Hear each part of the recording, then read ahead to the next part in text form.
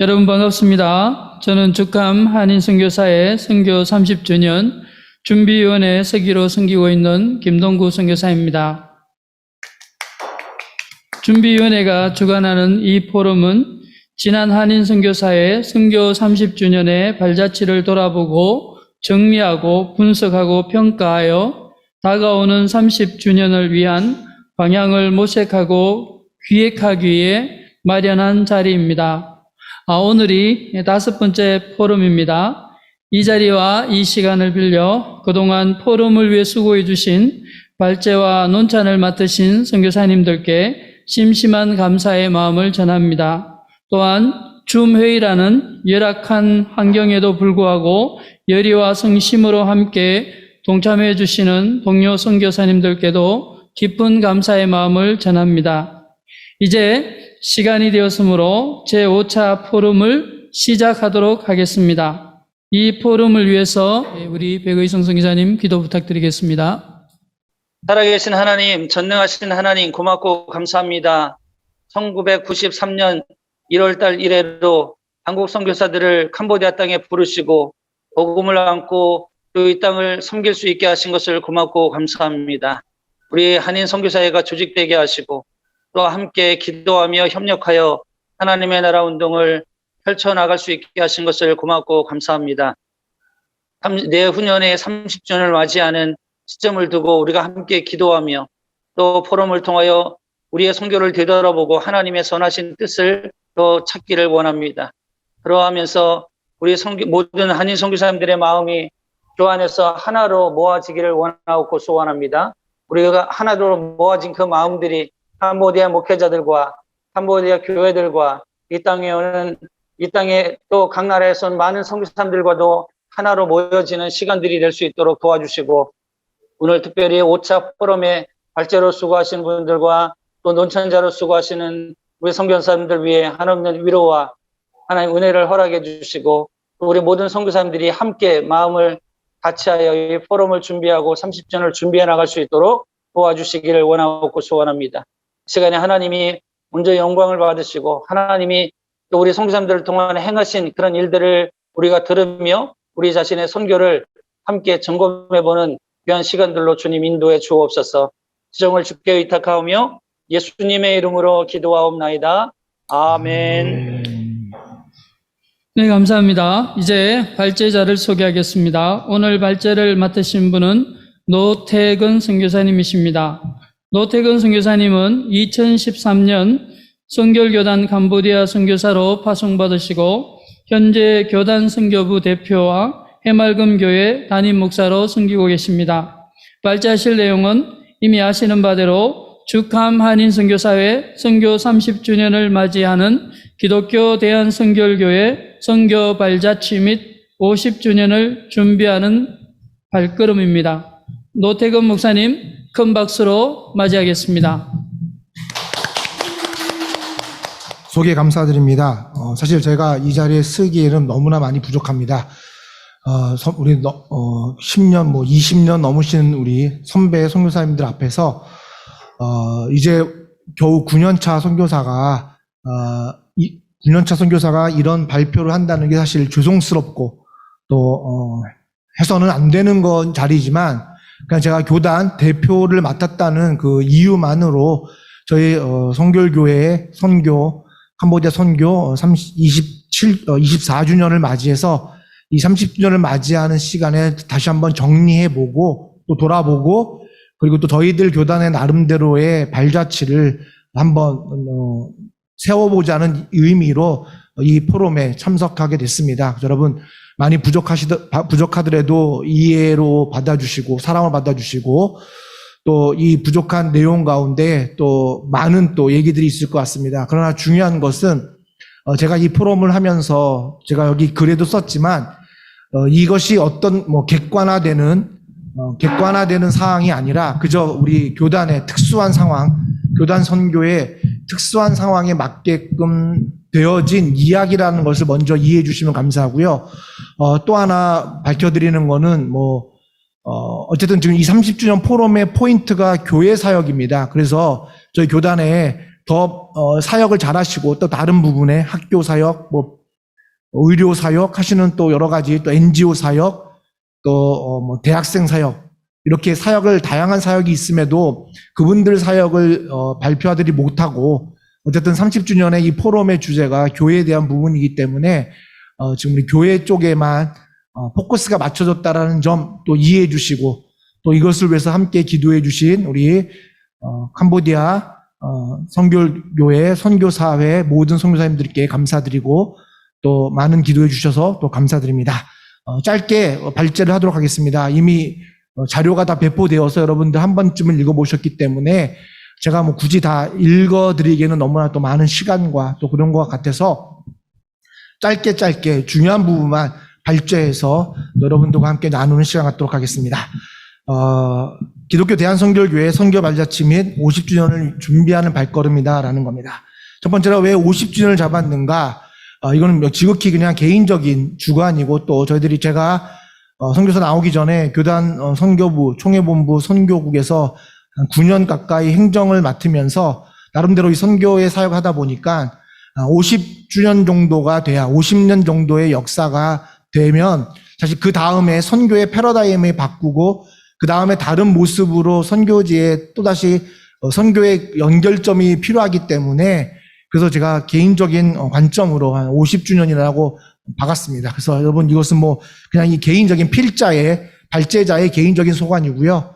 꼭 이것이 뭐 중요한 게 아니라 어쨌든 저희가 50주년을 대비하는 나중에 또 50주년 정도 돼서 한 번 더 저희 교단 선교부가 전략적으로 돌아볼 수 있는 그런 또 다른 이제 기폭제가 50주년 신년을 앞둔 신년을 지난 후에 49년이죠. 신년을 맞이하고 나서의 새로운 발자취가 선교에도 돼야 되지 않을까라는 개념으로 50주년을 준비하는 발걸음이라고 제목을 정했습니다. 여러분 이 점 양해해 주시기 바랍니다. 저 기독교 대한선교교회 해외선교위원회는 홍철원 선교사를 1997년에 캄보디아 선교사로 파송하여 24년의 캄보디아 선교 역사를 가지고 있습니다. 현재는 총 23명의 교단 소속 선교사가 캄보디아에서 기독교 대한선교교회 교단 선교부를 구성하며 캄보디아 선교 후원회와 협력하여 다양한 선교 사역을 감당하고 있습니다. 그리고 이 본 글은 기성 선교부가 캄보디아 선교교회와 동반자적인 관계를 통한 협력 사역을 할 수밖에 없었던 특수한 상황과 앞으로 20년 동안 기성 선교부가 목표로 하는 선교 전략에 대해서 쓰여졌기 때문에 캄보디아 선교를 위한 선교 전략으로 객관화하기에는 사실 무리가 있다라고 봅니다. 그래서 이 30주년 포럼을 맞이해서 그냥 저희 교단에 이런 정책이 있고 또 이렇게 선교를 하고 있다라는 그 정도 선에서 또 함께 은혜를 나누고 또 저희들 함께 또 토론하고 그래서 앞으로 캄보디아 한인 선교사회가 다가오는 역시 30주년을 맞이하고 이후에 새로운 어떤 선언을 통해서 합력할 수 있는 거에 조금이라도 그냥 제안을 드리는 마음으로 이 글을 썼음을 이해해 주시고 여러분 함께 동참해 주시면 감사하겠습니다. 그렇다면 캄보디아 선교교회가 저희 교단 선교부가 캄보디아 선교교회하고 동반자적인 관계를 통한 협력 사역을 할 수밖에 없었던 배경이 있습니다. 캄보디아 선교교회는 1997년 파송된 홍철원 선교사가 개척한 교회들과 2005년에 파송된 허창환 전 선교사가 개척한 교회로 시작되었습니다.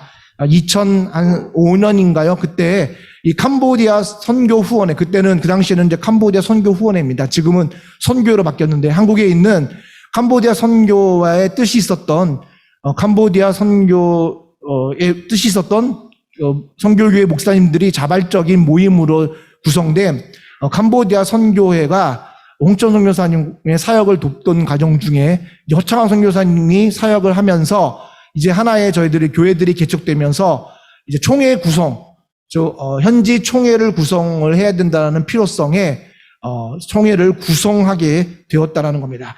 참고로 저희가 캄보디아 이 현지 총회를 구성할 수 있었던 거는 뭐냐면 저희 기독교 대한선교교회 해선교위원회 내규에 보면 선교지에 20개 이상 교회가 개척되면 현지 총회를 구성하라는 내규가 있습니다. 그래서 그 내규에 저희들이 의거해서 캄보디아에 20개 교회가 개척된 후에 그래서 지금 저희가 함께 동반자적인 사역을 감당하고 있는 캄보디아 성결교회 현지 총회가 되었습니다. 근데 중요한 것은 이 두 선교사가 여러분 뭐 선교지에 있는 그럼 뭐 당연한 없을 수 없는 갈등이 있었지만 그 갈등으로 인해서 총회가 사실 구성되어 있음에도 불구하고 제대로 연합되지 못했던 것이 사실이었습니다. 그러다가 2015년 말에 기독교 대한선결교회 해외선교위원회의 요청에 의해 홍철호 선교사가 안식년을 마치고 재계약하는 과정에서 라오스의 시니어급 선교사가 필요하다라는 그 본부의 해외선교위원회의 요청을 듣고 홍철호 선교사가 라오스로 선교지를 변경함으로 인해서 그리고 2017년도 초에 권고사직에 교단 총회본부의 권고사직에 의한 허창환 선교사의 선교사 사직으로 인해서 캄보디아를 떠나게 됨으로 인해서 사실 그 두 선교사가 맡았던 그 사역을 저희 선교부가 이양을 받아야 되는 문제가 대두하게 됐습니다. 근데 여러분 중요한 것은 뭐냐면 캄보디아의 문화적 배경 아니면 또 한국 선교의 배경을 보면 사실 개인 선교사의 사역을 전혀 관계없는 선교사가 받기에는 사실 굉장히 어려움이 있다라는 겁니다. 그래서 제가 뭐 여기도 논지를 했지만 뭐 저희 이제 교단 제가 총회본부에 있으면서 느꼈던 것 중에 하나가 뭐냐면 아무리 그 선교사가 사역을 굉장히 잘해도 정말로 열정을 다해서 사역의 효과 열매가 굉장히 많이 맺어도 그 선교사가 개인적인 어떤 질병이라든지 또 개인적인 어떤 사항에 의해서 갑작스럽게 선교지를 떠나게 되면 사실 그 사역에 대해서 제대로 인수인계나 또 그 사역을 지속할 수 없는 부분을 많이 경험하게 됐습니다. 그런 어떤 전략적인 것들을 계속 연구하던 터에 특히 이제 호창환 선교사의 권고사직과 홍철호 선교사님의 선교지 이동으로 인해서 그 두 선교사가 일어났던 그 캄보디아 선교교회의 영향력을 사실 저희 후임 선교사가 받기에는 사실 되게 어려운 부분이 있었습니다. 그런데 어쨌든 받을 수밖에 없는 상황과 더불어 두 분이 어쨌든 간에 캄보디아 선교교회라는 현지 총회가 구성되어 있었던 그 동반자적으로 해왔던 그 토양 위에서 저희 후임 선교사들과 또 선교부 임원들과 더불어서 그 총회 임원들과 사실 한 2년 가까이의 서로 신뢰 관계를 쌓아가면서 오늘날의 이러한 일들을 시작하게 되었다라는 겁니다. 그래서 어떻게 보면 저희가 동반자적인 협력 사역을 할 수밖에 없는 상황이었다라는 겁니다. 그렇게 선교지를 떠나고 또 갑작스럽게 권고사직으로 해서 떠나면서 사실 캄보디아 상황은 뭐냐면 전혀 관계, 신뢰 관계를 맺지 않았던 후임 선교사가 선교사라는 이름만으로 관계가 없는 그게 깊은 인간적인 관계가 없는 현지 목사님들과의 그 속에 총회 속에 녹아나는 게 쉽지 않습니다. 그래서 저희 기독교 대한선결교회 캄보디아 선교부는 먼저 그 신뢰를 쌓기 위해서 굉장히 많은 노력과 더불어서 그래서 결국 지금 이렇게 협력 사역을 통해서 어느 정도 동반자적인 그래서 현지 총회와 더불어 교단 선교부 그리고 총회본부, 선교국 그리고 캄보디아 선교회가 이 네 개가 더불어서 함께 할 수 있는 사역의 기틀을 마련하게 됐다라는 것을 우리는 다른 우리 캄보디아 선교와 조금 다른 교단과 조금 다른 배경으로 시작되었다라는 것을 이해해 주시면 감사하겠습니다.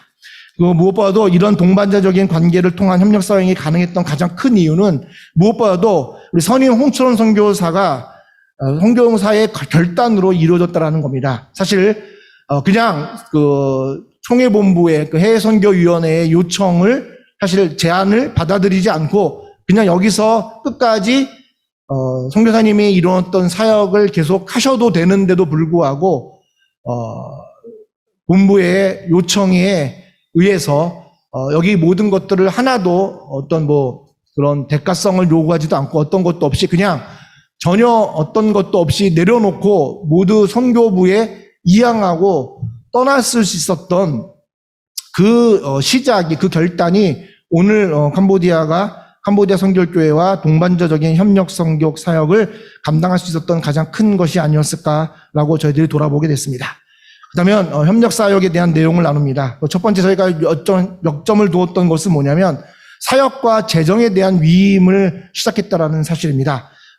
물론 이제 교단 성결교회 총회가 있었지만 그동안 이제 홍철원 선교사와 허창한 선교사의 영향력 아래에 있었던 현지 교회였기 때문에 사실 저희들이 이 부분에서 계속 했는데 저희들이 이제 그 2년 동안의 신뢰 과정 속에 여러 가지 문제가 있었을 때에 현지 총회에서 저희들이 요청을 했습니다.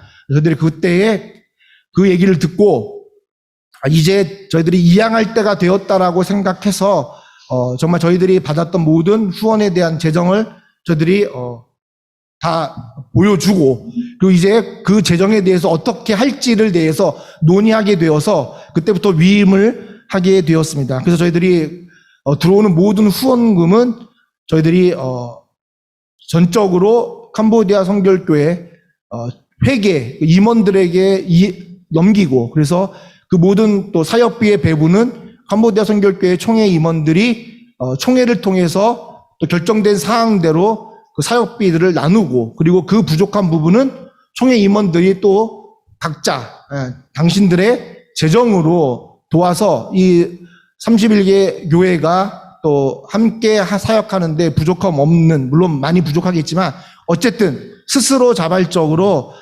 돌아보면서 필요한 것들을 채워가는 일들을 시작하게 됐습니다.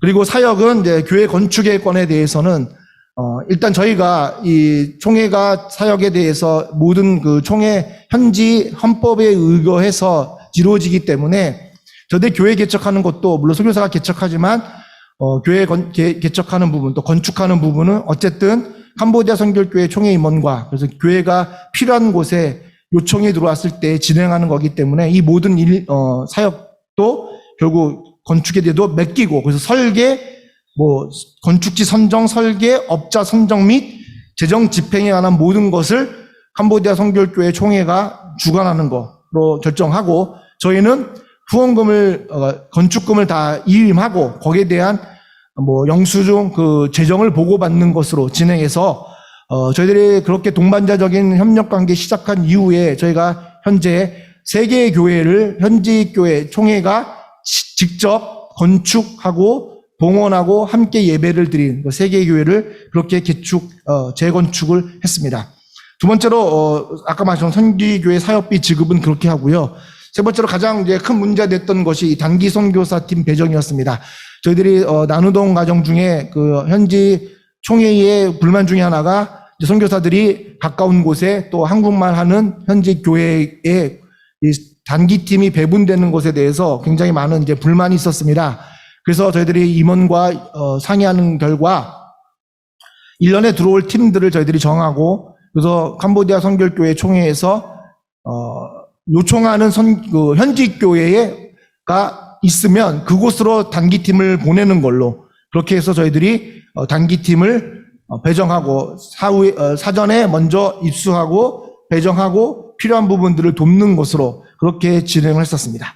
그래서 그 결과 저희들이 작지만 어쨌든 그런 동반자적인 협력성 사역을 통해서 얻어지는 결과 중에 가장 큰 것이 뭐냐면 캄보디아 선결교회가 사실 자발적으로 총회를 개최하고 스스로 총회비를 납부하고 또 총회 임원들이 필요한 일들을 하기 시작했다라는 사실입니다.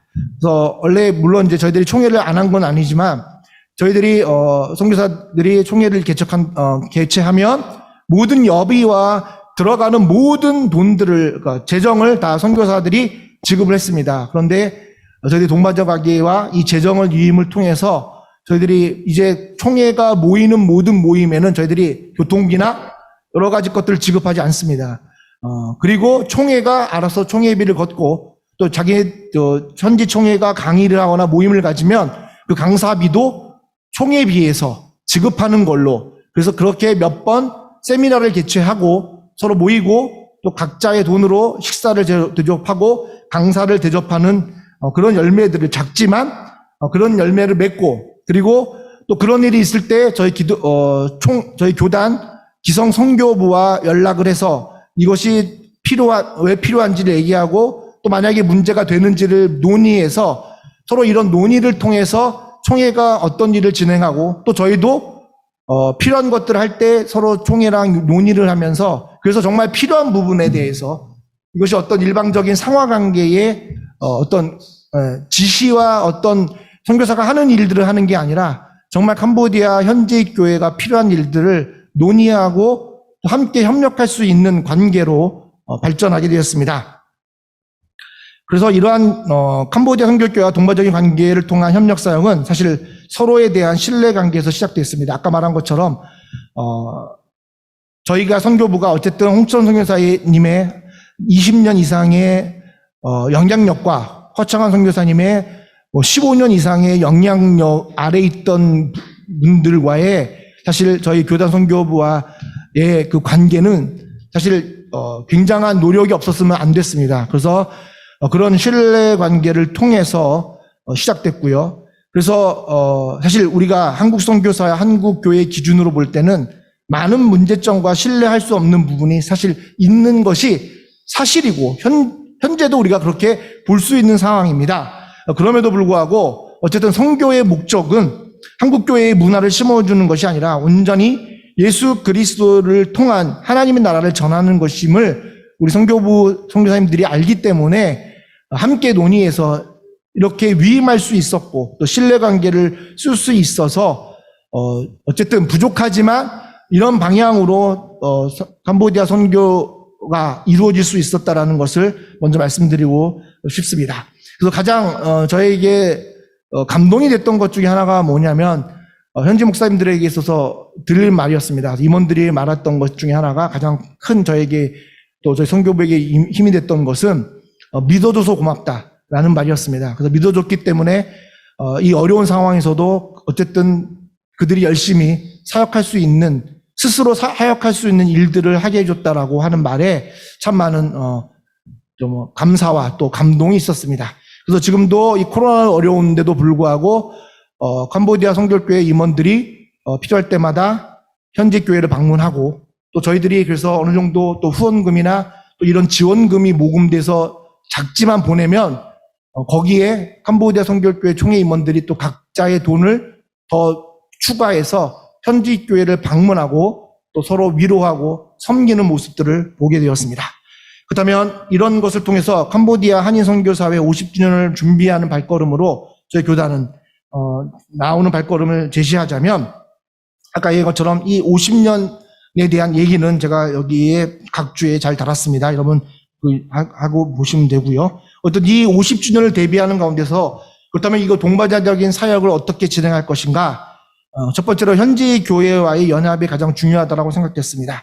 또 지금 어쨌든 저희들 여건으로 볼 때는 더 이상 저희들이 사역자들을 어쨌든 이 캄보디아 선교교회가 이 현지의 종교성이 인정하는 교단으로 가려면 사실 현지 교회 총회의 노력이 필요합니다. 그리고 또 현지 교회 현지 목사님들이 그 지역에 있는 현지 교회들과 또 연합이 필요한 사역입니다. 그래서 어쨌든 이 현지 교회의 연합을 더 강화해주고 서로의 끈들을 만들어줄 수 있는 것이 더 이 캄보디아 선교교회가 앞으로 50주년을 앞두고 우리가 해야 될 사역이라는 것을 함께 나누고요. 두 번째로 교회 재정에 대한 자립에 대한 부분입니다. 사실 이제 이 교회 재정의 자립을 어느 기준에 잡아야 될 것인가가 사실 굉장히 어려운 부분입니다. 한국적인 기준으로 볼 때 그 한국적인 사고로 볼 때의 재정 자립을 기준으로 본다면 사실 캄보디아 선교교회의 재정의 자립은 굉장히 어렵고 이루어질 수 없는 부분이다라고 생각됩니다. 그래서 저희들은 교회 목회자와 사역자의 이중직을 인정해 줘야 되는 것이 아닌가 싶습니다. 그래서 저희들이 사실 지금 주는 사역비는 굉장히 작은 돈입니다. 한국에서 이제 여러 가지 어려운 문제 때문에 후원금이 날로 떨어지는 이 시점에 저희들이 주는 사역비의 후원금 가지고는 사실 목회자 생활도 어려운 상태입니다. 그래서 우리 지금 현지 31개 현지 목사님들의 사역을 보면 사모님들 중에 일을 하시는 분도 있고 아니면 또 나름대로의 어떤 그 지방에서의 자기들이 살고 있는 그 교회 지역에서 유지가 있으신 분들이 있기 때문에 그런 이중직을 저희들이 인정하고 생활할 수 있는 부분들을 저희들이 많이 여겨줘야 되는 것이야 사실 재정의 자립을 할 수 있는 부분이 아닌가라고 하고요. 이 재정 자립에 대한 부분 때문에 저희가 굉장히 많이 총회 임원들하고 얘기합니다. 그래서 저희들이 총회 임원들이 나름대로 재정 자립의 방안에 대한 세미나를 스스로 열기도 하고, 그리고 또 현지 또 교회와 또 다른 단체들과 연합하면서 함께 할 수 있는 일들을 또 저희들에게 요청도 하고, 또 저희들이 함께 그것들을 하는 것들을 보고 있으면서 이것이 어떤 저희 성결교회이기 때문에 성결교회만으로 사역만 하자라고 하기에는 굉장히 어려운 부분이 있어서, 이러한 이중적인 사역과 더불어 또 다른 교단, 다른 현지 목사님들의 역량에 따라서 다른 단체나 다른 선교사들과 연합해서 스스로 교회들을 자립하는 데에 하는 부분에서 저희들이 열려 있어야 되지 않을까라는 생각을 하고 지속적으로 이런 부분을 놓고요. 한 가지 예를 들면 저희들이 교회 재정 자립을 위해서 여긴 적지는 않았지만 역점을 뒀던 사업 중에 하나가 바로 소 지원 사업이었습니다. 근데 이것이 저희들이 다 주는 게 아니고 총회랑 성결교회 총회, 현지 총회랑 의논한 결과 어떤 것이 있었냐면 한 5개의 교회를 저희들이 후원금 받은 것을 한 5개인가 6개의 교회를 선정해서 그 교회에서 저희들이 암소 한 마리를 사주고, 그 암소가 첫 새끼를 암소를 낳으면 다른 교회, 그 현지 교회에 있는 교회 중에 하나 주고, 새끼를 낳으면 그 숫소를 판 금액을 다른 교회에 줘서 소를 지원하는 사역을 했습니다. 그래서 지금 그 일들이 어쨌든 간에 계속 이루어지고 있는 상황이고요. 그렇게 해서 어쨌든 간에 스스로 현지 목사님들이 스스로 자립할 수 있는 기반을 저희들이 계속 고민하고 나눠주고 있습니다. 그래서 그러기 위해서는 저희들이 첫 번째로 교재 번역 출판을 역점을 둬야겠다고 생각했습니다. 그래서 저희들이 사실 현지 교회의 가장 큰 문제라보다도 어려운 중에 하나가 아이들이 정말 우리와 같이 칼라로 된 교재를 가지고 교육을 할 수 없었던 거. 그러다 보니 현지 목사님들도 교재가 없어서 제대로 공부해서 가리키는 것이 약해서 저희가 교재 번역을 역점 사항을 두고 출판을 했습니다. 그래서 지금 저희가 이제 아직 논의되지 않았지만 저희들이 이제 자체 신학교가 있습니다. 그래서 자체 신학교에 출판물을 하나 만들고, 그래서 저희들이 한국의 좋은 책들을 판권을 받아와서 저희들이 여기서 번역해서 한국에서 저희들이 칼라로 인쇄해서 보급하는 걸로, 그리고 그거를 현지 교회 목사님들이 현지 교회에다가 적은 돈이에도 교재를 팔아서 어떤 총회 자립이든지 아니면 교회 자립으로 쓸 수 있는 그런 것들을 해서 제가 깜빡 잊고 책을 안 가져왔습니다. 저희들이서 지금 한 5개의 교재가 지금 출판 번역됐습니다. 그래서 대강절 교재가 2권에, 한 권은 지금 번역돼서 오고 있는 중이고요. 3개의 사순절 교재와 대강절 교재 2개, 그리고 저희들의 교회학교 교재, 예수님이 말씀하신이라는 책을 2개를 저희가 지금 번역해서 현지 교회에 나눠주고, 그리고 그것을 저희들이 판권을 총회에 주고, 총회가 앞으로 일괄적으로 찍어내고 팔 수 있는 시스템으로 지금 만들어가고, 서두에 한 것처럼 신학교 출판 연구소를 저희들이 만들어서 그렇게 해서 합력해서 앞으로 저희 교단 총회가 신학교 출판부를 운영함으로 인해서 그렇게 자립할 수 있는 방향으로 좀 저희들 교단 선교부가 논의하고 그렇게 가려고 지금 준비하고 있습니다. 논의하고 있는 중입니다. 그리고 또 하나 저희들이 그래서 도울 방법은 캄보디아 선교교회를 위한 기금을 구축하려고 합니다. 사실 한국교회가 교회 건축을 한다 그러면 사실 후원금 또 건축금은 사실 내는데 어려움이 없는데, 사실 기금을 내라고 하면 참 어려운 부분이 있습니다. 근데 저희들이 지금 다른 교단들은 이제 워낙 교회들이 크기 때문에 건축금 규모가 크지만, 저희 교단 같은 경우에는 사실은 이제 교단이 작기 때문에 교회 건축금 하면 액수가 굉장히 작습니다. 이제 예전에는 그걸로 교회가 건축이 됐지만 현재는 지금 그것을 가지고 땅과 교회 건축하기는 사실 버거운 부분이 많습니다. 그래서 저희들이 이제는 그런 작은 건축금을 기금으로 마련해서 그 기금을 가지고 저희들이 어쨌든 캄보디아가 지금 현재는 은행 이자율이 높기 때문에 그 기금을 가지고 이자로 저희들이 매달 이자로 필요한 총회를 위해서 필요한 것들을 총회 임원들이 쓸 수 있도록, 그리고 원금은 놔두고 이자분으로 할 수 있도록, 그래서 기금을 마련해주고 나중에 그 기금을 총회에 이관하고 간다면 사실 더 이 캄보디아 선교교회 재정의 자립에 큰 힘이 되지 않을까라는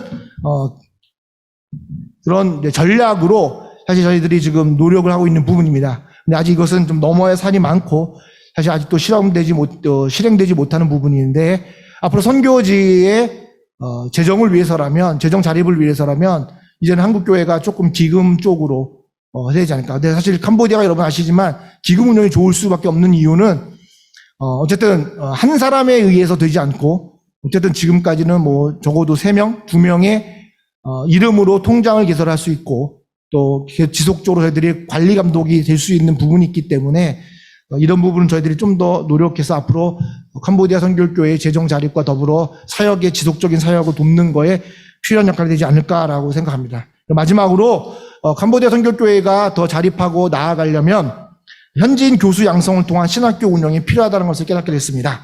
그래서 이 코로나로 인해서 사실 저희 캄보디아에 저희들 교단 신학교가 있습니다. 그래서 매년 저희들이 선교회에서 한국 목사님들이 1년에 2번 와서 저희들이 신학교 강의를 했는데, 코로나로 인하다 보니 이 일이 지속적으로 되지 못한 것을 보고 이 신학교가 계속 운영되고 현지인에 의해서 경쟁력이 있으려면 현지인 교수를 양성해서 신학교를 운영하는 것이 가장 필요한 것이 아닐까라는 생각에, 앞으로 저 선교부가 우리 신학교가 있기 때문에 그 신학교 담당하는 선교사님들과 함께 논의해서 앞으로 이런 방향으로 나아가 점차적으로 돼야 되는 부분이 아닐까라고 하고, 그래서 앞으로 캄보디아 선교교회가 신학교 운영과 더불어 또 이렇게 출판, 그래서 정말로 우리가 알고 있는 한국에서의 어떤 총회를 스스로 조직하고 자립하고, 총회가 현지 교회를 위해서 또 캄보디아 선교를 위해서 나아가는 방향의 구축을 해줘야 되는 것이 바로 우리 캄보디아 선교교회가 나아가는 것이 아닐까라고 생각하고 있습니다. 마지막으로 저희들이 가장 이제 지금 저희 캄보디아 교회와 저희 선교부가 고민하는 것 중에 하나가 이 부분입니다. 목회자 은퇴에 따른 후임지 연결 사역입니다. 지금 현재 캄보디아 선교교회 분포를 보면 사실 건강이 안 좋은 목회자도 있고 나이가 많은 목회자가 있습니다. 근데 이제 저희들 이 캄보디아 문화로 보면 사실 그 교회에 후임자로 가기가 어려운 것이 사실입니다. 아직도 그런 부분에 대해서 이 현지 목사님들이 이해가 부족한 것이 사실입니다. 그래서 이거를 잘 양육해서 그 교회에 젊은 목회자들이 갈 수 있는 그런 시스템을 구축해야 계속 그 교회가 100년, 50년 이상의 교회로서 그 지역을 지탱할 수 있는 부분이 되어야 되지 않은가라는 생각해서 지금 이 부분을 전략적을 가지고 캄보디아 선교교회 총회 임원들하고 이야기하고 논의하고 있습니다. 결론입니다. 주 캄보디아 한인 선교사회 선교 30주년을 맞이하는 이 시점이 어쩌면 캄보디아 선교를 다시 한번 되돌아보고 선교지 이양을 준비하는 중요한 전환점이라고 생각합니다. 아울러 이것은 어느 한 교단이나 선교단체, 선교사 개인이 할 수 있는 영역이 아니기에 한인 선교사회가 끊임없이 선교사들에게 문제를 제기하고 함께 나아가야 할 방향을 제시해야 할 시점이기도 합니다. 기성 선교부의 부족한 선교 발자취를 나눔으로 좋은 시작이 되기를 바라는 마음으로 이 글을 쓰고 이 포럼에 참여하게 됐습니다. 아무쪼록 30주년 준비위원회에서 기획하는 포럼이 이러한 문제를 함께 나누고 전략을 제안하고 협력하여 캄보디아 선교를 효율적으로 감당하는 귀한 시간, 그리고 한인 선교사회 되기를 바라며 기도하며 함께 협력하도록 하겠습니다. 이상 부족하지만 발제를 마치도록 하겠습니다. 네, 발제로 수고해 주신 우리 노태근 선교사님 감사를 드립니다. 선결교단의 발자취, 무엇보다 귀한 선교의 발자국을 캄보디아에 깊게 남기신 홍철원 선교사님의 모습이 너무 귀하고 아름답게 다가오는 것 같습니다. 그리고 위탁을 통한 신뢰관계 형성의 동반자적 관계에 대한 부분은 여기에 함께 참석하신 모든 선교사님들, 교단, 관계단 모든 분들에게 귀한 인사이트로 다가올 것으로 믿습니다. 앞으로 선결교단이 더욱 발전하게 될 것을 기대합니다. 이제 이 발제에 대해서 논찬하실 분을 가나다 순회에서 소개해 드립니다. 첫 번째 논찬을 맡으실 분은 김조동 선교사님이십니다. 김조동 선교사님은 2000년 캄보디아 선교사로 오셔서 현재 프놈펜 깜뽕짬 건달에서 교회 개척과 학사 사역 그리고 목회자 재교육 센터를 운영하고 계십니다. 김조동 선교사님을 큰 박수로 맞이하겠습니다. 네, 안녕하십니까. 김조동 선교사입니다.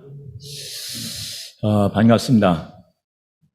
원래 우리 오태근 선교사님 먼저 이렇게 논찬을 하기로 해서 그 내용을 올라온 거를 이렇게 위에 제목을 봤는데 밑에 발제자가 오태근 선교사. 근데 위에 또 노태근 선교사 이렇게 돼 있어가지고 이거 오타 났구나. 그래서 저기 전화를 걸러다 다시 한번 쫙 봤더니 이 발제자하고 이게 논찬자 이름이 이게 비슷한 분이구나. 이 정도로 제가 사실은 그 캄보디아 성결교회에 대한 그러한 참 사항을 잘 모르는 그런 사람입니다. 이제서야 우리 노태근 선교사님이 계셨구나. 9년 차가 되셨는데 참 너무 무심해서 참 죄송합니다. 하여튼 잘 들었고요. 논찬을 하겠습니다. 우리 노태근 선교사의 죽함 한인 선교사의 선교 30주년을 맞이하는 기독교 대한성결교회 선교 발자취 및 50주년을 준비하는 발걸음의 발제에 대해서 김조동 선교사 서론으로 우선 본 논찬자는 기독교 대한성결교회에 대해서 전혀 아는 바가 없어 논찬을 한 자체가 좀 무리라는 그런 생각이 들었습니다. 그럼에도 불구하고 전혀 무지한 사람이 선입견 없이 개인적인 의견을 피력하는 것도 의미가 있지 않느냐 하는 그 논찬 부탁자의 말에 그래도 위로를 삼아서 몇 마디를 언급하고자 합니다. 근데 말이 몇 마디지 이렇게 막 갑자기 치다 보니까 우리 발제자이신 노태근 선교사님이 6장을 이렇게 했는데 저도 6장을 해버린 거예요. 여기서 내가 발제자인지 이게 논찬자인지 좀 너무 장황하게 이렇게 한 게 아닌가 그런 생각이 듭니다. 굳이 본 논찬자가 기독교 대한성결교회와의 작은 연관성을 찾자면은 지금은 라오스 선교사로 사역지를 이전한 우리 기성교단 캄보디아 선교 개척자이신 홍철원 선교사와 저의 사역 초창기인 2000년도 초반에 나름 적지 않은 협력 사역을 했던 추억이 있다는 것입니다.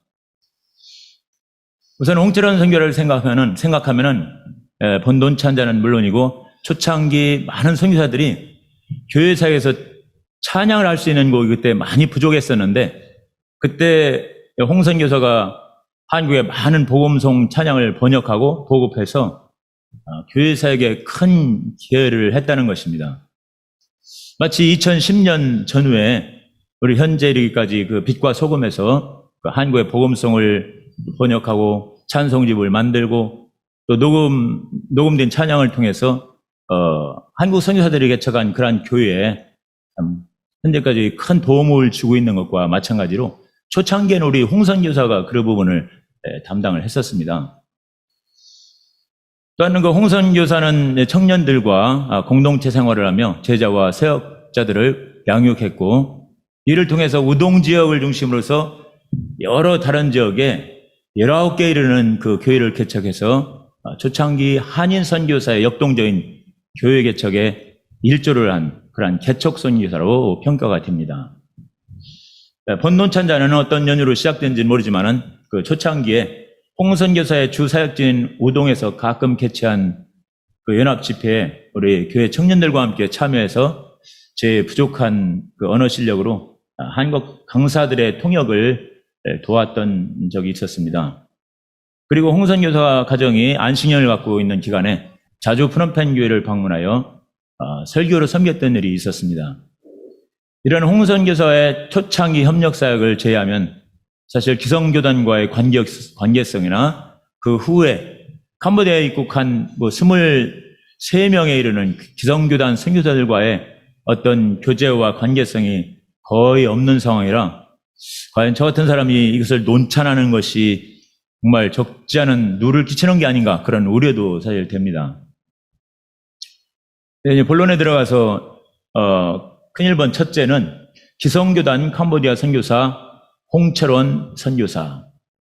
우선 1997년도에 그 열악한 캄보디아 선교 현장에 기성교단의 개척 선교사로 들어와 20여 년간 사역한 그 홍철원 선교사의 노고에 대해서 참 존경의 마음을 표하고 싶습니다. 초창기의 열악한 환경 가운데서 사역을 해온 선교사들의 업적에 대해 후임 선교사들이 찬반 양론의 평가들이 다양하게 나올 수 있지만은 그러나 초기 선교사의 사역과 기반이 우리 후임 선교사들의 사역에 우리가 알게 모르게 디딤돌이 되었다는 것을 우리는 부인할 수가 없을 것입니다. 그렇기 때문에 오늘날의 잣대로 개척 선교사들의 사역 결과를 쉽게 평가절하를 해서는 안 될 것입니다.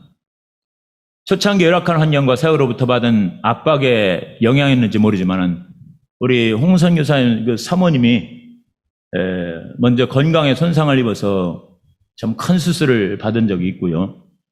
그 후에 우리 홍 선교사도 유사한 문제로 건강에 손상이 있고 수술을 받아서 그때 수술 받고 들어왔을 때 정말 거의 알아볼 수 없을 정도로 그 수척해진 모습을 보면서 참 마음이 참 아팠습니다.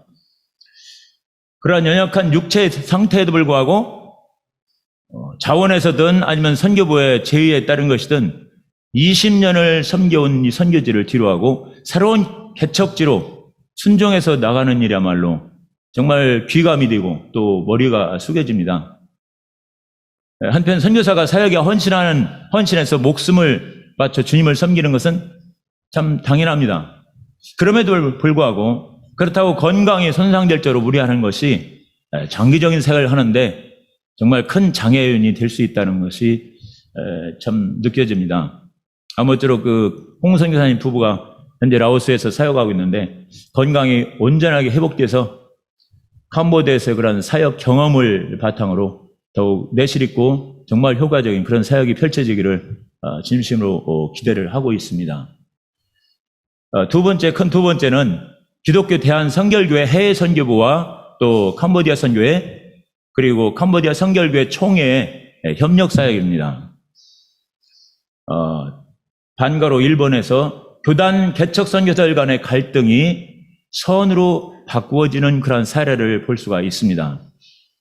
1997년도에 홍철원 선교가 처음으로 기성교단의 개척자로 들어선 이래 많은 그 동교단 후임 선교사들이 입국했는데 캄보디아 선결교회 총회가 사실 그 이전에 이게 총회가 구성되어 있겠지만은 2016년 이후에서야 본격적으로 기능이 작동했다는 것은 상당히 늦은 감이 없지가 않습니다.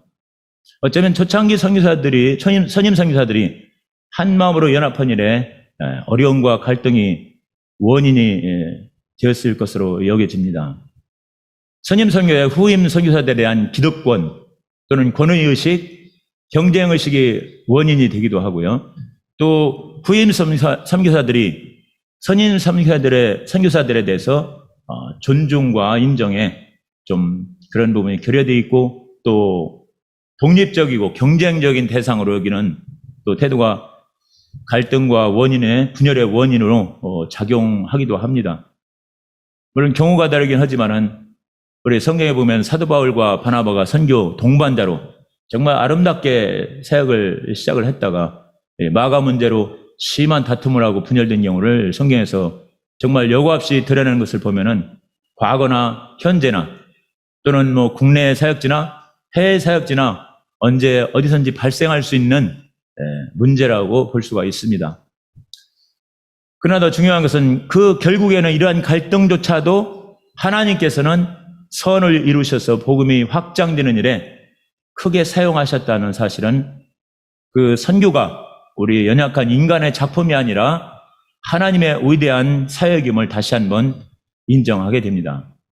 마찬가지로 캄보디아 초창기 개척 선교사들 간에 일어난 갈등이 비록 늦기는 했지만 후임 선교사 그 교단 선교사들이 한 마음이 돼서 캄보디아 성결교회 총회가 본격적으로 협력 사역을 이루어가는 결과를 낳았고, 초기 선교사들이 기득권을 내려놓고 후임 선교사들에게 위임한 사례는 정말 매우 긍정적이고 모범적인 그러한 사례라고 볼 수가 있습니다. 또한 개척 선교사가 그동안에 익숙했던 이 캄보디아 언어를 또 문화를 버리고 정말 새로운 언어와 문화가 다른 그러한 선교지로 옮겨서 다시 개척자로 나간다는 것은 정말 우리 초기 선교사들이 어떤 마음의 자세로 우리가 사역을 해야 될지를 다시 한번 생각하게 합니다. 두 번째 반가로로 2번으로 기성교단 세 기관의 협력 사역의 시너지 효과. 2006년도 이후부터 캄보디아 성결교회 총회가 본격적으로 가동되는데, 그래서 기독교 성결교회 해외 선교부와 캄보디아 선교와 함께 역동적인 협력 사역이 이루어지고 있음을 볼 수가 있습니다. 이것은 선교지에서 사역하는 교단 선교사들 간의 협력이 얼마나 선교에 놀라운 시너지 효과를 유발하는지를 반증하고 있다고 볼 수가 있습니다. 이는 비단 같은 교단의 선교사들만의 문제가 아니라 교단을 뛰어넘는 그 선교사들 간의 연합이 얼마나 놀라운 결과를 가져올 수 있는가 하는 것을 볼 수가 있습니다. 또 연합협력사역이 시작되면서 총의적으로는 교회를 건축하는 건, 또 현재 교회의 사역비를 일정한 기준으로 세워서 공정하게 지급하는 건, 또 한국에서 오는 단기 선교팀에 대해서 총회 소속 31개의 그 교회들이 어떤 한 곳에 편중됨이 없이 순차적으로 배정하는 건, 이러한 것들은 연합협력사역이 선교지에서 얼마나 중요한지를 보여주고 있습니다. 매년 총회를 개최하고 총회비를 납부하여 교단 소속 교회들을 든든히 세워가는 그런 아름다운 모습도 있고요. 특히 캄보디아 현지 목회자들을 준종해서 점차적으로 총회의 주인으로 세워가는 모습은 모든 교단들이 추구하는 목표이며 방향이라는 점에서 매우 바람직하다고 여겨집니다. 그런데 관건은 현지 목회자들을 어떻게 성경과 신학적인 기초에 든든히 세워나갈 것인가, 또 어떻게 올바른 목회를 훈련하고 경험하게 할 것인가, 어떻게 교회 운영과 행정을 수행할 수 있는 능력을 키워줄 수 있는가, 이를 바탕으로 어떻게 교회가 영적, 재정적 자립을 그리고 자치를 이루어갈 것인가라는 우리가 그러한 질문에 답해야 되는 것입니다. 그 다음에 이제 세 번째, 선교사가 교회 사역을 현지 목회자에게 이양하는 문제. 이러한 문제에 부응하기 위해서 발제자는 캄보디아 한인 선교사의 30주년을 앞두고 캄보디아 성결교회의 지난 24년간의 선교 발자취를 뒤돌아보고, 좀 먼 느낌이 들긴 하지만 앞으로 다가오는 50주년을 향한 선교 전략을 세우자 한 점은 매우 바람직하다고 생각합니다. 우선 발제자는 선교지에서 선교사가 사역을 현지인 목회자에게 이양하는 이슈에 대해 매우 중요한 과제로 들고 있습니다. 선교사라면 어느 나라에서 사역하든지 간에 이 문제는 가장 큰 목표요 과제임에 틀림이 없습니다. 그래서 발제자는 이 과제와 목표를 충족하기 위해 나머지 지면들을 할애하며 논지를 펴고 또 해결책을 모색하고 있습니다. 첫째는 선교사 유고시 대비한 현지 교회 연합체 구성이라는 것입니다. 대부분의 선교사들이 자신이 개척한 교회를 직접 목회하는 경우, 그리고 책임지는 경우가 좀 많죠. 그런데 갑작스런 그 유고 발생 시를 대비해서 지역별 현지 교회들과 현지 사역자들로 구성된 연합체를 만들어서 함께 그 교회를 유지해야 한다는 것입니다. 개척한 선교사의 유고시를 대비하는 것에 대해서 고려하고 있다는 것이죠. 이를 대비하기 위해서 연합체를 구성하는 것도 필요하겠지만, 정말 더 중요한 것은 개교의 자체적인 차세대 리더들을 처음부터 이를 염두에 두고 세워가는 것이 필요할 것입니다. 갑작스런 선교사 유고시, 비상 상황에서는 그러한 연합체가 아주 교회를 안정시키는데 중요한 역할을 하지만은, 만약에 준비된 자체 리더가 결여되어 있다면은 이 교회를 지속적으로 유지하고 사역을 유지하고 성장시키는 데는 한계가 있을 것입니다. 두 번째는 교회 재정 자립입니다. 교회 재정 자립을 위해서 캄보디아 상황을 고려해서 교회 목회자와 사역자의 이중직을 인정하자는 의견입니다. 캄보디아 선결교회 총회에서는 이 부분을 인정하고 매달 일정 부분에 대해서 후원을 지원하고 그 이상의 것은 총회에 속한 교회 중 경제적으로 여유가 있는 목회자를 중심으로 서로에게 나누어서 후원금에 대한 불평등한 지원이 없도록 하고 있다고 말하고 있습니다. 또한 목회자 배우자들이 직업을 갖고 목회를 돕는 것, 교회 부설 유치원, 방과후 학습, 가축을 키워 자립하는 등의 방안을 진행 중에 있다고 또 언급을 했습니다. 또한 총회에서는 교회가 자립하기 위해서는 무엇보다도 교인들의 헌금이 필수적이며 이러한 교인들로 성장시키기 위해서는 성경교육이 절실히 필요하다. 그래서 성경교육 교재를 발간하고 있다고 소개를 하고 있습니다. 이에 대해서 논찬을 잠깐 곁들이면은 한국에서 후원하는 건축 후원금으로 교회 건축을 여기 아직 논찬이 안 들어갑니다. 예. 한국에서 후원하는 건축 후원금으로 교회 건물을 건축하기에 너무 고비용이 드는 그런 상황이라 이에 교회 건축 헌금을 캄보디아 선결교회 재정 자립과 미래 인재 양성과 또 선교 사역을 위한 기금 구축 전환을 하는 선교 전략이 필요하다 이렇게 말씀을 하고 있죠. 그리고 건축 헌금을 예금 이자가 비싼 캄보디아 은행에 예치하여 이자로 교회 재정을 돕자는 의견입니다. 모든 선교사들이 직면하고 고민하고 있는 문제들이죠. 목회자의 이중직 문제, 사역자들 간의 공평한 재정 배분, 이중직 문제와도 연관이 있겠지만 교회 내적으로 수익 사업을 창출하는 것, 또 은행이자 수익으로 후원 등 교회 재정 자립의 대안으로 언급을 하고 있습니다. 본 논찬자 역시 이러한 방안을 일부 시도한 경험이 있어서 일면 공감이 갑니다. 그러나 시간이 지나면서 느끼는 것은 주님의 목자에게 주님의 양떼를 돌보도록 하기 위해서 양떼를 사주었더니 주님의 양떼는 버려두고 양떼만 돌보더라.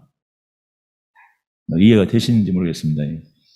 주님의 목자에게 주님의 양떼를 돌보도록 하기 위해서 양떼를 사주었더니 주님의 양떼는 버려두고 양떼만 돌보더라 라는 그런 씁쓸한 경험을 지울 수가 없습니다.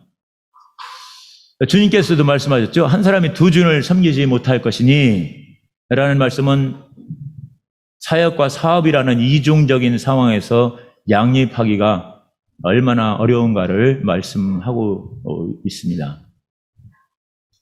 또 교회 또는 목회자의 재정 자립을 위한 수익 사업은 사실 이를 전담할 협력사에게 맡겨지지 않는다면 자칫 목회자가 사업적으로 기울어져서 사역에는 거의 소홀해지는 것이 일반적인 경향입니다. 그리고 교회와 목회자가 자체적으로 수익 사업으로 자립하게 된다면, 만약에 그런 경우가 일어나게 된다면 어떤 일이 발생할까요? 성도들은 굳이 헌금할 동기나 이유를 찾지 못하게 돼서 그래서 영적인 태보를 가져올 우려도 있습니다. 성도들의 헌금은 교회 자립 그 이상의 의미가 있다는 것이죠. 그 헌금, 드림은 성도들의 믿음을 증명하고 성장시키는 매우 중요한 요소요, 척도 중에 하나라는 사실은 성경 말씀 전반에 걸쳐서 흐르는 가르침입니다.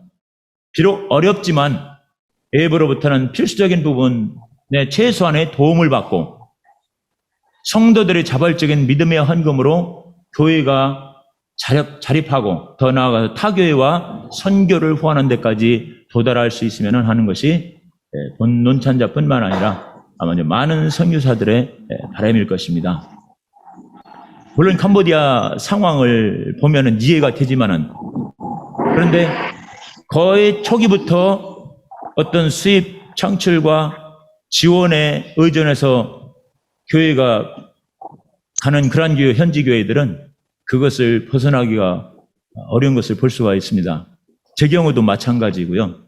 그래서 이런 부분에 대해서는 상당히 우리 선교사들이 긍정적인 부분과 또는 어떤 나타날 수 있는 문제점들을 우리가 깊이 생각하면서 이 부분을 고려해야 되지 않나 그런 생각이 듭니다. 세 번째는 현지인 교수 양성을 통한 신학교 운영입니다. 현재 기성 선교부는 캄보디아 성경신학교를 운영하고 있다고 합니다. 과거에 해외 선교사 중심의 교수 유진에서 이제는 현지 목회자 중에 자격 요건을 갖춘 학위 과정 이수자를 교수 유진으로 양성해야 한다고 언급하고 있습니다. 아마 대부분의 신학교에서 이런 방향으로 추진하고 있고 앞으로 더욱 그렇게 되어가야 할 것입니다.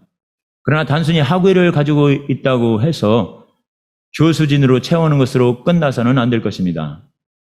왜냐하면 이 캄보디아에 번역된 신학적인 자료라든지 또 연장 교육이 매우 부족한 이런 선교지 상황을 고려할 때 그 양성된 교수진을 어떻게 업그레이드된 학문으로 향상시켜 나갈 것인가 라는 것이 과제가 남아 있습니다.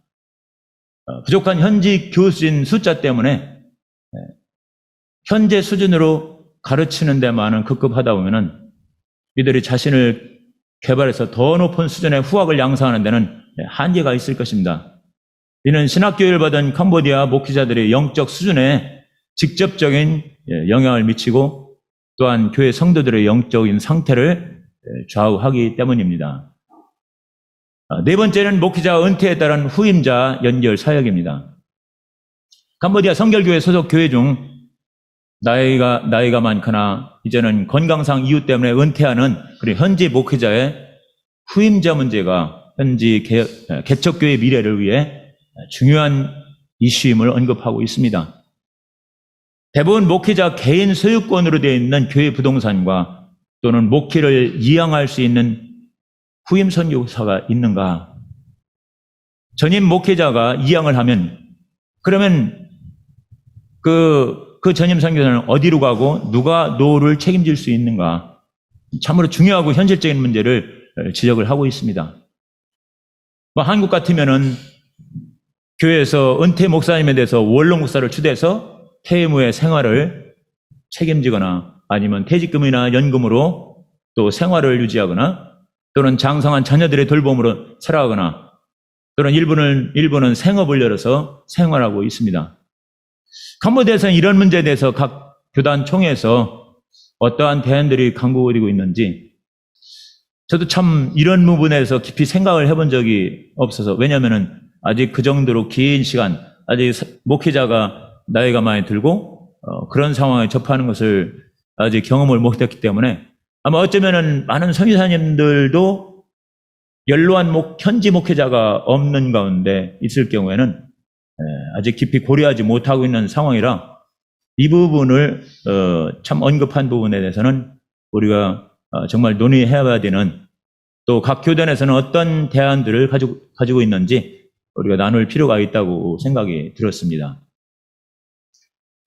또한 후임 목회자를 세우는 문제는 교회 자체적으로 또는 교단적으로 신학교육을 통해서 사역자를 계속 양성해가야 할 것입니다. 그러나 은퇴 목회자의 노후에 대한 적절한 대책이 마련되지 않는다면 후임 목회자로 선순환되는 일이 정말 일어나기 쉽지 않을 것입니다.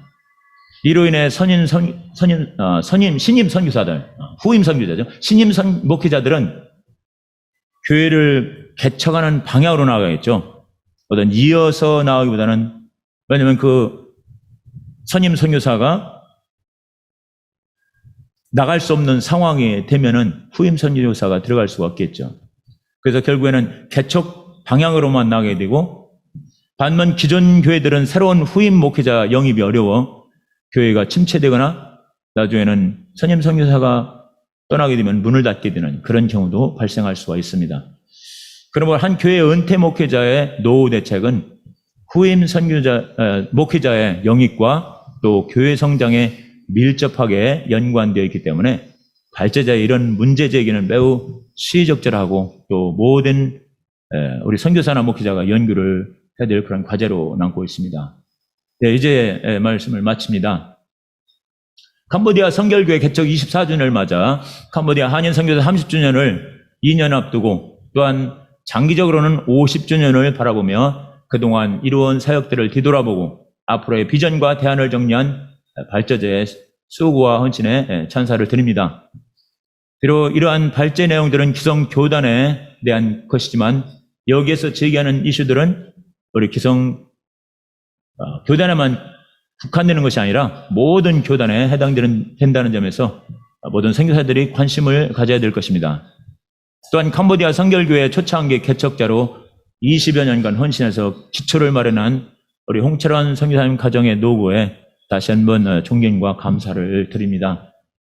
발제자가 언급한 중심 내용들, 한국교단과 현지 교단과 연합사역, 선교사가 현지 교회를 이용하는 문제 등에 대해서 제기한 방안들은 선교사들에게 다시 한번 캄보디아 교회의 미래를 어떻게 준비해야 할 것인가를 환기시키는 점에서 매우 유익했다고 봅니다.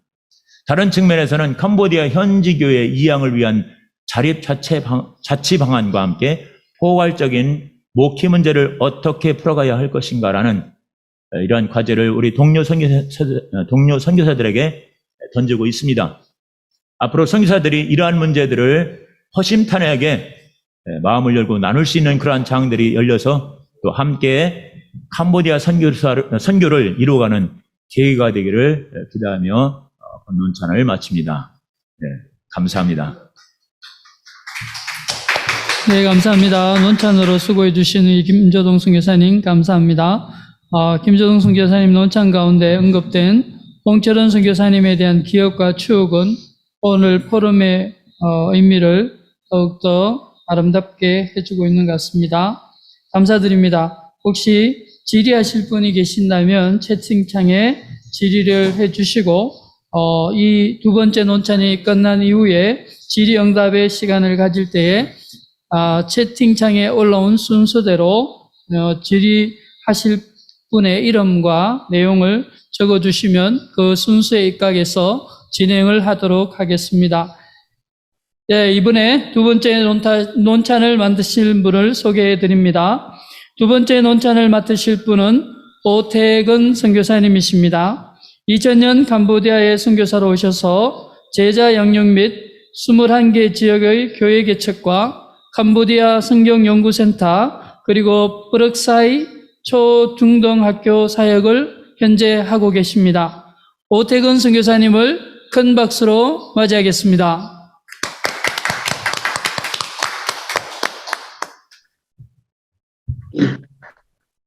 예, 반갑습니다. 안녕하세요. 소개받은 오태근 선교사입니다. 앞서 김조동 선교사님께서 아주 논찬을 세세하게 잘 해주셨네요. 이름처럼 아주 세세하게, 아주 조목조목 잘 짚어주셔가지고 저도 많은 도움이 됐고요. 저는 좀 세세한 부분보다는 또 좀 큰 틀에서 이 부분을 좀 논찬하고 싶어서 준비를 했습니다. 이름이 같은 노태근 선교사님이라 또 친감이 있고, 그리고 앞으로 또 좋은 만남을 기대하면서 이 논찬을 시작하겠습니다.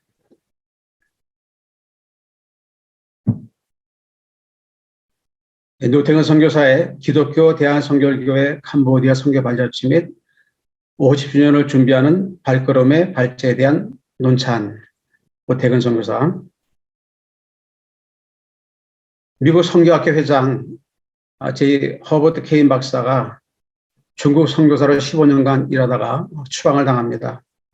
그러나 그는 자신의 현장의 사역의 경험을 중심으로 트리니티 복음주의 신학교 교수를 재직하면서 세계 선교 역사를 강의하고 책을 썼습니다. 그는 자신의 저서에서 세계 선교 운동의 회고와 평가를 하며 선교 역사가 스티븐 니일의 말을 이렇게 인용합니다. 기독교 선교 활동은 이 세상에서 가장 어려운 사업이다. 이제껏 수많은 선교 활동이 시도되었다는 사실이 그저 놀라울 뿐이다. 그리고 많은 선교의 결실을 맺었다는 것은 놀라운 사실이다. 또한 선교 역사에서 수많은 실수가 있었다는 사실도 조금도 놀라운 일이 아니다. 개인적인 선교 사역이 성공이냐 실패냐, 그리고 교단의 선교 사역이 성공이냐 실패냐, 그리고 우리의 모든 선교 사역이 성공인가 실패인가, 그 부분보다 중요한 것은 우리가 얼마나 많은 실수를 통해서 또 성장하고 성숙하는가, 그리고 실수를 통해서 우리를 돌아보고 다시 회복할 수 있다면 우리 선교가 더 바람직하게 가지 않을까, 그렇게 생각을 해봅니다. 한일 선교사들의 캄보디아 선교 역사가 30년이라는 그 물리적인 시간을 향하여 진행 중에 있습니다. 1993년에 최초의 한일 선교사, 불교의 나라 캄보디아에 부름받고 와서 선교 활동을 시작한 지 28년이 시간이 흘러갑니다. 그렇게 계속해서 한국의 선교사 숫자는 증가하였고 다양한 형태의 사역을 통한 복음의 확장이 이루어지고 있음이 이 땅에는 얼마나 큰 축복이고 행복이며 놀라운 일인지 그저 하나님께 감사할 뿐입니다. 특히 한국의 각 교단들과 많은 선교회들, 그리고 선교단체나 개교회들까지도 이 선교의 사명을 이루기 위해서 선교사를 파송하고 후원하고 협력하는 모습이 마치 초대교회의 아름다운 선교의 동역을 연상하게 합니다. 한인 선교사들을 통하여 세워진 수많은 교회들과 다양한 형태의 선교의 사역지들은 이러한 행복한 연합의 결과로 볼 수가 있습니다. 그러나 이러한 가시적인 선교의 열매를 얻기까지 우리는 수많은 실수가 있었음도 간과할 수가 없는 것도 사실입니다. 발제자는 기독교에 대한 선결교회 선교사들의 캄보디아 선교 24년의 발자취를 아주 진솔하게 발제해서 써내려갑니다. 글을 읽으면서 긍정적인 선교 역사도 많으나 또 선교교단 선교사의 선교 초기에 선교 활동 중에 일부 선배 선교사들의 실수를 통해서도 오히려 비난보다는 해결점을 찾으며 애쓰고 또 오히려 선결교단 선교사들의 연합이 더욱 돈독해지고 또 긍정적인 방향으로 진행되고 있음은 우리 모두에게 로마서 8장 28절 말씀을 다시 한번 기억하게 합니다. 우리가 알거니와 하나님을 사랑하는 자, 곧 주의 뜻대로 부르심을 입은 자들에게는 모든 것이 합력해 선을 이룬다. 두 번째 내용 중에 이제 선교교단 파송 선교사들의 캄보디아 선교 역사의 과거, 현재, 미래 역동성. 특별히 그 선교교단 최초의 캄보디아 파송 선교사는 홍춘호 선교사님이시죠. 앞서 김조동 선교사님도 세세하게 홍 선교사님의 사역을 논했고, 그리고 그의 모든 선교 사역을 통한 열매들을 함께 나누었습니다. 홍철 선교사님은 선교교단의 캄보디아 선교사 개척자이고 선교 사역에 매우 열정적인 리더였음을 알고 있습니다. 저도 개인적으로 기억하는 홍 선교사님은 신문기자 출신으로 매사에 적극적이었고 자신감을 가지고 선교에 임했으며 선교 초기부터 현지인들과 공동 생활을 통한 제자 양육에 열심이었습니다. 저도 홍 선교사님의 그 사역지 그 들꽃 사거리 있을 때 여러 방문했고 또 제가 온 지 1년 만에 그 교회에서 출석하면서 설교도 하면서 같이 교제를 했습니다. 2000년도 초기에 왔던 선교사 가운데 4월 달에 김창원 선교사님, 제가 6월 달 이어서 김조동 선교사님이 들어왔습니다. 우리들이 와서 봤던 그 선교의 많은 그 사례들 속에서 특별히 홍철호 선교사님의 제자 양육이 참 큰 감동적이었고 또 그 제자 양육 현장을 보면서 또 참석하면서 그 많은 것을 배웠습니다. 특별히 홍 선교사님은 그 제자 양육을 넘어서서 캄보디아 선결교 신학교를 세웠고 또 교단이나 또 선결교회 파송 선교사들과 연합으로 현지인 지도자를 양육하는 일에도 탁월한 리더십을 발휘한 것으로 보입니다. 때로 매우 강직한 본인의 성격으로 가끔 선교사 간에 부조화도 있었지만 또 자신에게 주어진 그 선교적 사명을 이루기 위해서 사도 바울의 심정으로 복음의 씨앗을 뿌렸고 또 교회를 개척해 하고 또 교회 청년들을 양육하고 신학교를 세워서 후학들을 양육했던 일은 참으로 좋은 귀감이 되었습니다. 그 당시에 홍성 교사님의 그 열심을 통해서 세우지 많은 교회들, 저도 우동에 있는 교회를 헌당할 때 참석했습니다. 한국에서 많은 후원자들이 오셨고 또 현재 사역자가 참 앞에 서서 교회를 이끌어가는 모습을 볼 때 참 감동이었고, 우리에게도 이런 선교 사역의 그 샘플을 가지고 사역해야겠다. 저도 그래서 2000년부터 제자 양육을 시작을 하게 됐습니다. 어쩌면 저에게 제자 양육의 어떤 길을 열어준 분도 홍진원 선교사님이시고 또 여러 가지 많은 방법들 그리고 많은 실질적인 부분에서 그분의 많은 조언을 얻기도 했습니다. 그러다가 홍 선교사님의 건강 이상도 있었고 또 우리가 아는 것처럼 다른 선교사님과의 관계 속에 또 어려움도 있었고 저희들은 그때는 참 안타까웠습니다. 한 선교사님의 또 선교의 역사가 또 잘못된 부분으로 그려질까봐 좀 조심스러웠고 또 염려가 됐습니다. 그러던 중에 2015년에 라오스로 선교지를 이동하신다 하실 때 참 저도 마음이 아팠고 그리고 그 성취하는 몸을 가지고 라오스로 가시는 모습에 참 마음만 앞서지 도울 수 없는 모습이 참 안타까웠음을 이 시간에 고백합니다. 그러면서 라오스로 이동할 때 19개 교회를 개척한 것을 다 교단 선교부 다 넘겨주고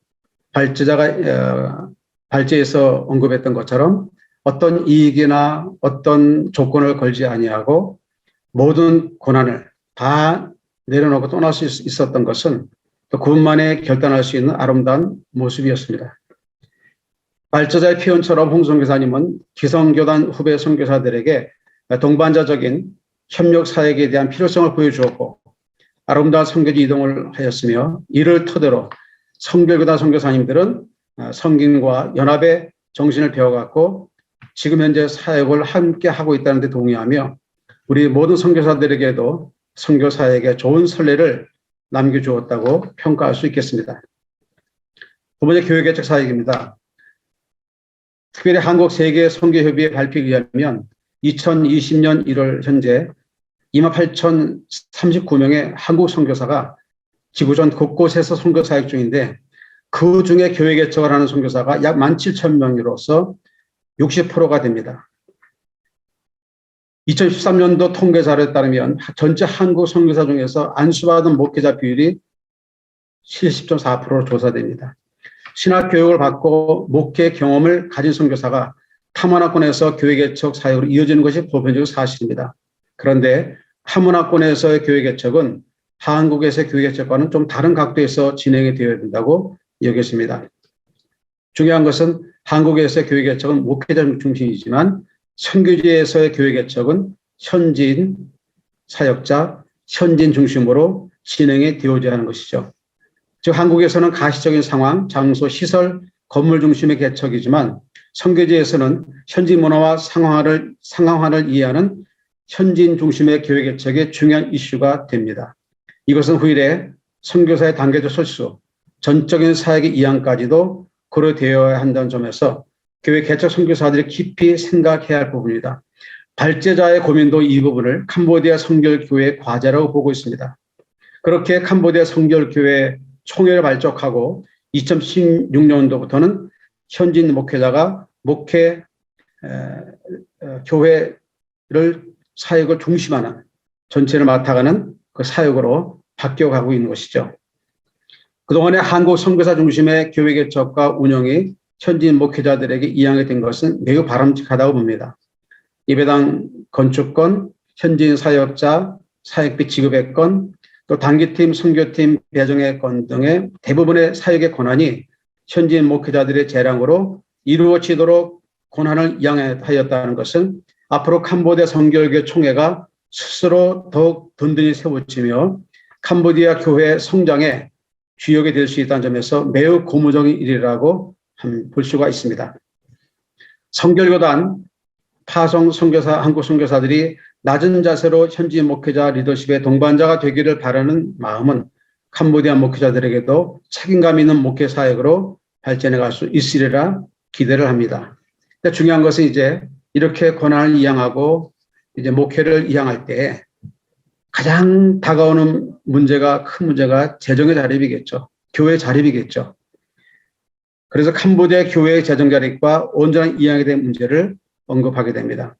교회를 개척하고 현지 목회자가 교회를 맡아서 목회를 하면 가장 큰 문제가 교회와 목회자의 재정의 자립에 대한 것입니다. 발제자는 이 부분을 해결하는 방안으로 목회자의 이중직을 인정하고 받아들인 것을 제안했습니다. 이것은 요즘 한국에서도 목회자들의 생활고로 인한 이슈로 떠오르고 있고 실제적으로 주중에 택시나 택배원 등으로 근무하는 목회자들이 늘어나고 있습니다. 각 교단에서도 이를 인정할 수밖에 없는 추세이고 또 캄보디아 목회자들에게는 이것이 현실적인 문제로 이미 오래전부터 고민해오는 문제이었습니다. 저의 경우도 사실 그 현지 제자 목회자가 안수받을 때 그 사모가 직장을 다녔어요. 근데 사모가 직장을 다니면 결국 목회자가 아이를 봐야 되니까 그 사모가 직장 그만두도록 했습니다. 그래야 안수받을 수 있겠다. 목회 전념하면 좋겠다.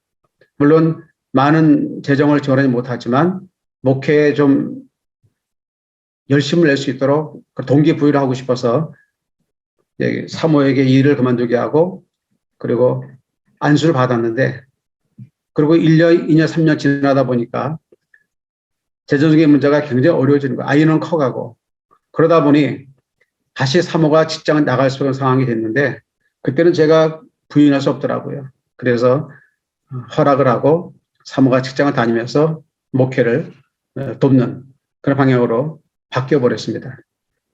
이것은 아마 우리 기성교단의 문제만이 아니고 전체 선교사들의 교회를 개척한 현지인 목회자 바라보는 우리 모두의 어려움이고 그리고 앞으로 해결해 갈 큰 숙제가 아닌가 그 생각을 해봅니다. 할지라도 지방에서 사역하는 현지 목회자들은 대부분 자신의 생활비는 스스로 충당해 오고 있다고 봅니다. 닭도 키우고 소도 키우고 또 양도 키우고 뭐 많은 것을 할 수 있죠. 그러나 중요한 것은 생활비는 벌 수 있지만 교회가 교회답게 운영할 수 있는 교회를 위한 재정은 참 어렵다는 것입니다. 그래도 불구하고 발제자가 언급했던 것처럼 그래도 기성교단 소속의 많은 현지에서 목회자들이 스스로 자신의 생활비를 충당할 수 있고 또 교회를 또 섬길 수 있는 그런 기본적인 일을 하고 있다는 것은 참 바람직하고 또 그들에게 또 희망적인 목회의 소망을 바라보게 됩니다. 선교사가 언제까지 그들에게 많은 재정을 칠 수 없는 이런 상황 속에서 앞으로 계속해서 우리가 이 문제는 어느 교단이든 어느 개인 선교사든 간에 이 문제를 안고 우리가 어떻게 해결할지를 방안을 만들어 가야 되지 않을까 생각합니다. 또 한 가지 발전은 이런 문제를 안고 개인적 의견으로 선교교단 캄보디아 선교 50년을 완전한 선교지 이양의 기간으로 본다고 조심스럽게 피력을 합니다. 이번에 본인도 얘기했던 것처럼 개인적인 사견으로 얘기했습니다. 그렇다고 현재 우리는 현지 교회를 개척하고 나서 얼마의 기간 동안 사역을 해야 되고 한국 선교사가 어느 시기에 교회를 자립시키며 리더십을 이양해야 할까? 이 문제는 현지에서 교회를 개척하고 사역하는 모든 선교사 고민이지요. 이러한 리더십 이양의 문제에 대한 도움을 받기 위해서 마이올라 대학교 선교대학원의 선교학 교수인 톰 A. 스테픈 교수의 조언을 경청해 봅니다. 그는 필리핀 선교사로서 사역의 경험이 있고 그는 그의 저서에서 단계적 철수 중심의 타문화권 교회 개척 선교 전략을 제시합니다. 즉 교회 개척 선교사는 개척 초기부터 단계적인 철수 이양을 염두에 두고 타문화권에서의 교회 개척을 진행해야 한다는 것이죠. 교회 이양은 하루아침에 이루어지지 않기 때문입니다. 교회 개척보다 중요한 것은 신실한 현지인 지도자의 양육과 준비가 우선되어야 한다는 것에 동의합니다. 그는 모든 선교사들이 예수님의 제자 방법, 양육 방법을 배우기를 희망합니다. 첫째는 예수님처럼 현지인 목회자들과 제자들과 깊은 관계를 형성하고, 그리고 예수님처럼 많은 시간을 제자들과 함께 아는 데 사용하고, 특별히 함께 먹고 기도하고 배우고 웃고 여행하고 사역하면서 예수님 제자들과 지속적으로 든든한 관계를 형성하셨지요. 두 번째, 현지인 지도자와 성도들이 전도 사역의 주체가 되며 그 비전을 가지도록 하라는 것입니다. 세 번째는 그들의 실수를 받아들이고 참된 성장은 실수를 통해 나오는 것이죠. 아까 발제자가 얘기했던 것처럼 그 현지 목회자들이 한국 선교사들에게 우리를 믿어줘서 고맙다. 참 굉장히 감동이 되는 말입니다. 선교사가 현지 사역자를 믿어주고 현지 사역자가 선교사를 믿어줄 수 있는 그런 신뢰가 형성이 된다면 교회는 반드시 자립할 것입니다. 그리고 우리의 모든 그 선교제에 대한 이양은 바르게 될 수 있는 길을 제시할 수 있을 것입니다. 그럼 네 번째는 현지인 지도자를 신뢰하라. 다섯 번째, 준비된 부재를 늘리며 현지인 목회자가 교회를 스스로 감당하도록 이양의 바통을 넘겨라. 문제는 우리가 교회를 개척하고 예배당도 지었지만 예수님처럼 신실한 일꾼을 세우는 데 부족함이 있지 않았는지 돌아보게 됩니다. 예수님 마음은 온전히 제자들에게 있었으나 혹시 우리는 다른 것에 우선순위를 두고 있지 않은지 자문해 봅니다. 이런 점에서 성결교단의 교회 자립과 또 목회 이양에 대한 고민은 우리도 자유로울 수 없고 계속해서 함께 논의하며 풀어가야 할 과제라고 생각이 됩니다. 네 번째, 효과적인 캄보디아 선교를 위한 성결교 선교사들의 연합과 협력. 제캄 성결교단 파수 선교사들에게는 다른 교단과 약간 다른 그 유기적인 선교를 위한 연합의 모습이 보입니다. 그것은 한국의 선결교단과 선교현지의 동역에 남다른 것을 발견합니다. 즉 한국에는 기독교 대한선결교회 해외선교위원회, 또 캄보디아 선교회, 이것은 선결교회 소속 교회들의 자발적인 참여라고 말하고 있습니다. 또 현지에는 선결교단 캄보디아 선교사회, 그리고 캄보디아 선결교회 총회, 현재는 31개의 캄보디아 교회가 소속이 되어 있는 현지 목회자 중심이죠. 이 4개의 기구가 때로는 유기적으로 서로 돕고 현지 교회는 가능하면 독립적 교회로 가도록 사역의 이양을 최대화하려는 장점이 보입니다. 분명 하나님의 선교는 동역과 연합이라는 큰 틀에서 함께하되 현지 교회의 독립성이 유지될 때 더욱 든든한 교회로 설 수 있음을 성경을 통해서도 볼 수가 있습니다. 이제 말을 마무리하려고 합니다. 논찬을 마무리합니다. 이번에 발제자의 그 기독교에 대한 선결교회 캄보디아 선교발자치 및 선교 50주년을 준비하는 발걸음의 발제를 통해서 그동안 시간 속에 묻혀있던 선결교단 파송 선교사들의 헌신적인 선교 사역을 개척기로부터 2021년 현재까지 되돌아볼 수 있음은 제캄 한인 선교사회 선교 30주년을 준비하며 보화와 같은 자료를 제공받는 기회가 되었음을 감사히 생각합니다. 특별히 초기 개척 선교사였던 홍철원 선교사님, 그리고 그 외에 또 여러 선교사님들, 현재 23명의 선결교단 선교사님들이 참 그 연합이 아름답게 보입니다. 우리 모두가 하나님의 역사를 써가는 하나님의 사역자들이고 또 그분의 동역자들입니다.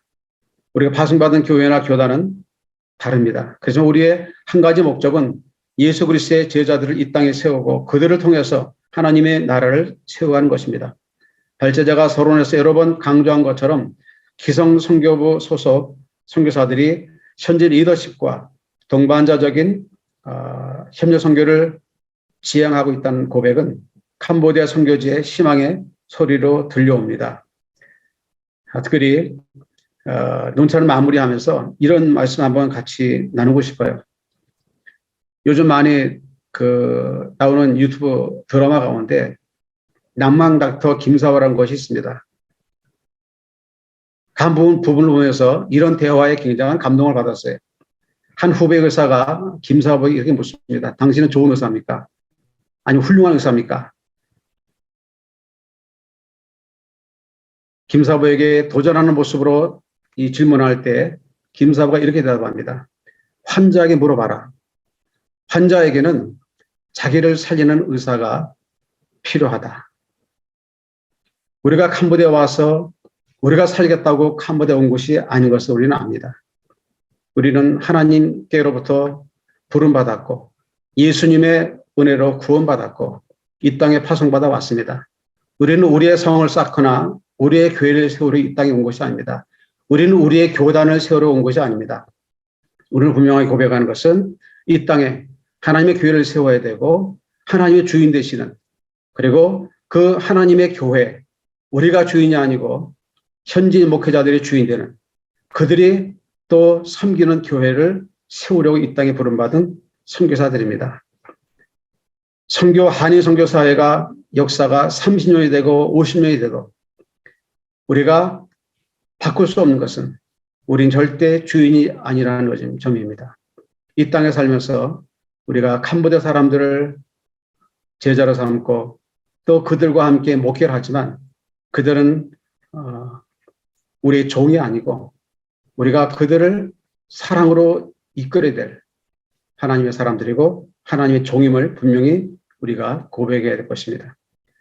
그런 의미에서 앞으로 우리가 선교 사역이 30년을 지나고 40년 지나도 계속해서 우리에게 주어지는 이 과제는 결국 하나님의 사람들을 양육해서 세워준 일에 우리가 쓰임받는 것이 정말 하늘의 미래같이 썩어지는 우리 역할이 아닌가 고백을 합니다. 이제 마무리하면서 23명의 우리 기성 소속 캄보디아 선교사님들을 주님의 이름으로 축복하면서 논찬을 마무리하고자 합니다. 감사합니다. 네, 논찬으로 수고해 주신 우리 오태근 선교사님 감사드립니다. 선교사님의 논찬을 통해 오늘 발제자의 의도와 목적이 더 간결하게 정리되고 앞으로의 선교교단의 캄보디아 사역을 위한 귀한 조언이 된 것 같습니다. 감사를 드립니다. 발제와 논찬으로 수고해 주신 모든 선교사님들께 감사를 드립니다. 이제 질의응답의 시간을 갖도록 하겠습니다. 질의는 채팅창을 통해서 해 주시되 질의하실 분의 성함을 적어주시고 질의를 주시면 질의 순서에 입각해서 진행을 하도록 하겠습니다.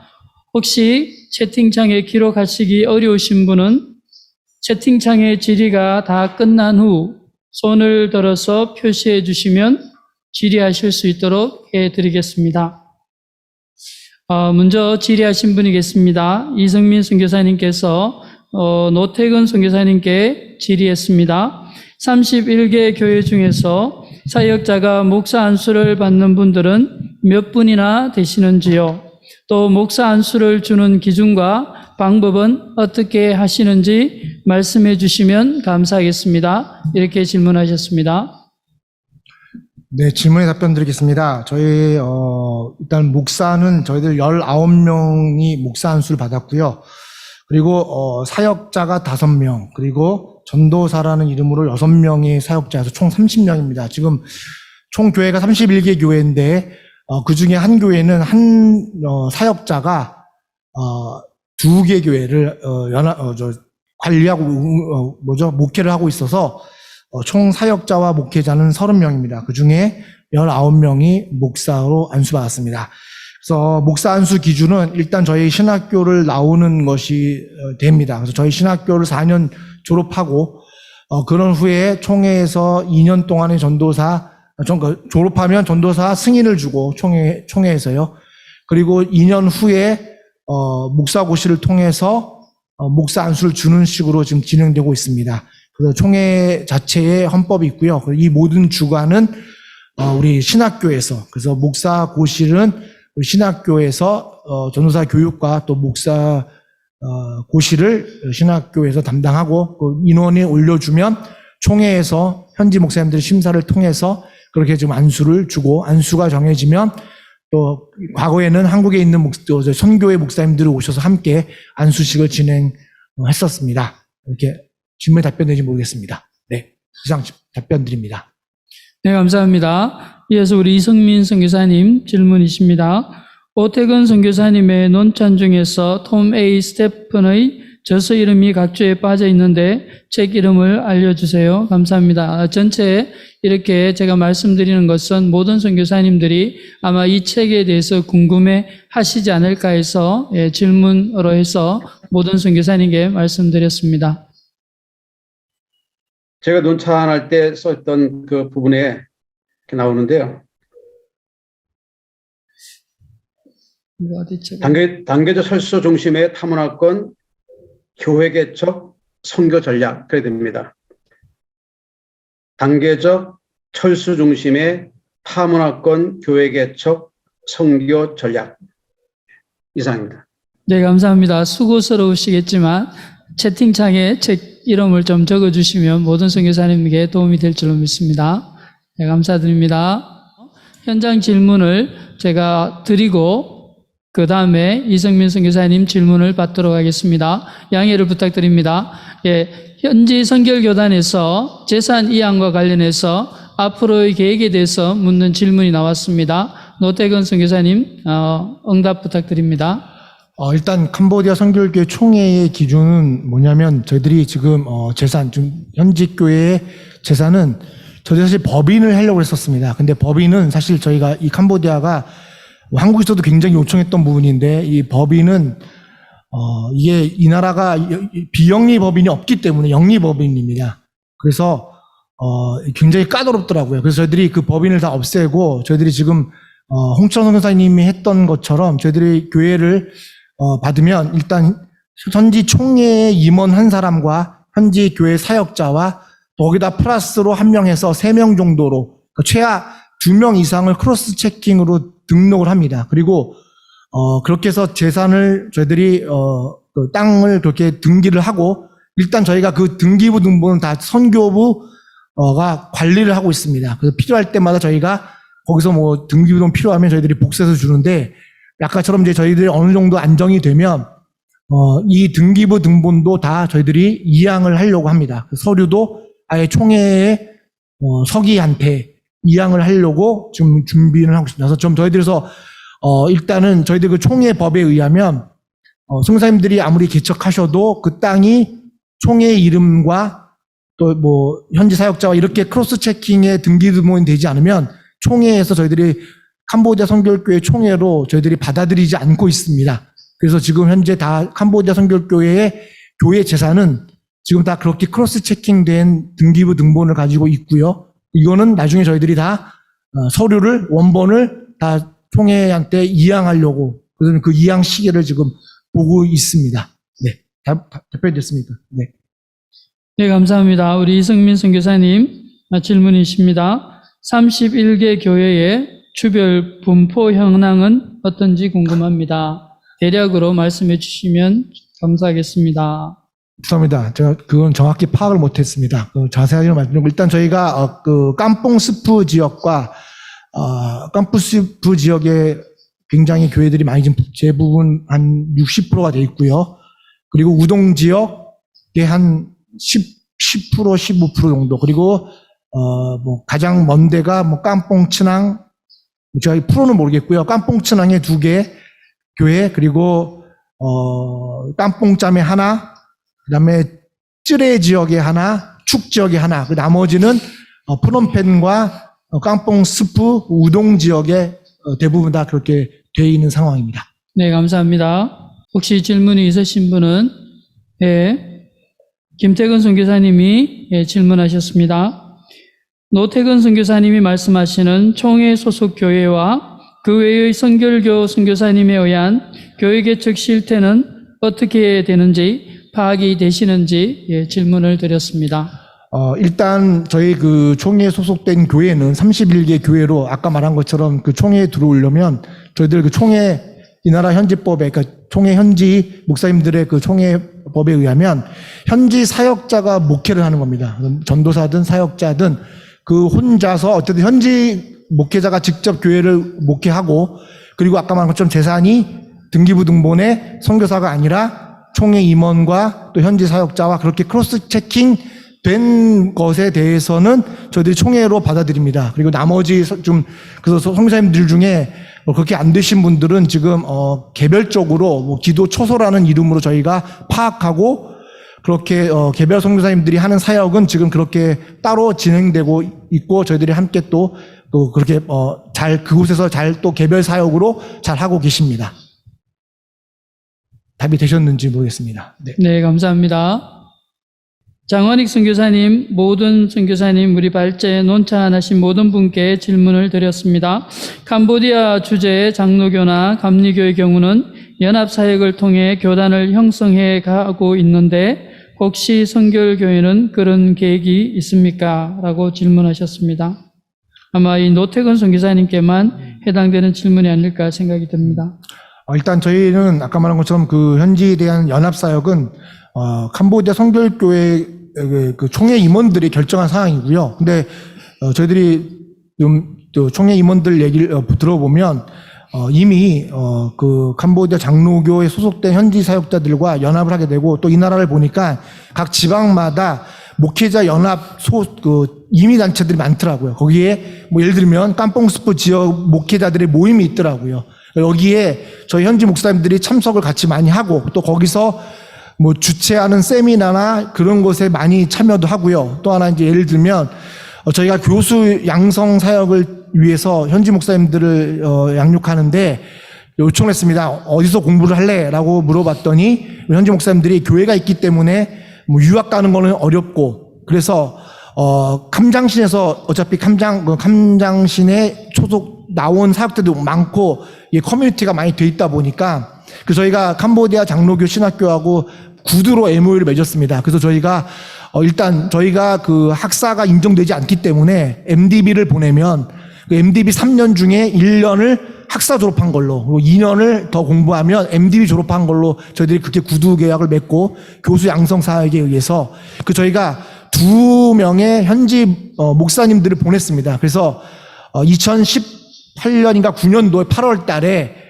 두 분의 목사님이 거기서 MDB를 졸업했습니다. 그래서 뭐 자랑이라고 하면 우리 현지 목사님 중 한 분이 1등으로 졸업했다고 하더라고요. 우리 시타 목사님이라고 감장신 MDB 졸업하신 시타 목사님 그리고 우티 목사님이 그렇게 해서 MDB를 졸업해서 저희들이 좀 교수 신학교 저희 교회단 신학교에서 지금 가르치고 있고요.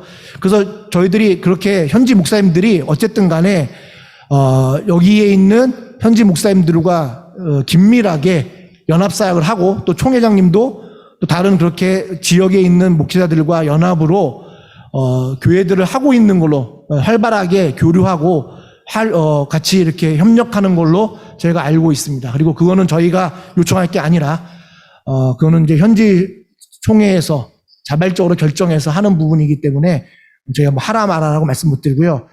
참고적으로 말씀드리면 저희들이 아직 이 종교성에 교단으로 등록되지는 않지만 저희가 사다법 우리나라 말하면 사다법인식으로 캄보디아 선결교회라는 이름 선결교회라는 이름으로 종교성에 지금 저희들이 등록이 돼 있습니다. 그래서 저희 선결교회 31개 교회는 거기서 나오는 그 등록된 걸로 지금 예배 허가서를 받고 있는 중입니다. 그래서 저희 그 31개 교회가 어쨌든 종교성에 등록돼서 나름대로의 그런 이제 협의체로 이렇게 구성되고 그걸로 아마도 다른 교단의 현지 목사님들과 교류하고 협력하고 있는 걸로 제가 지금 알고 있습니다. 네, 감사합니다. 예, 박운영 선교사님 질문해 주셨습니다.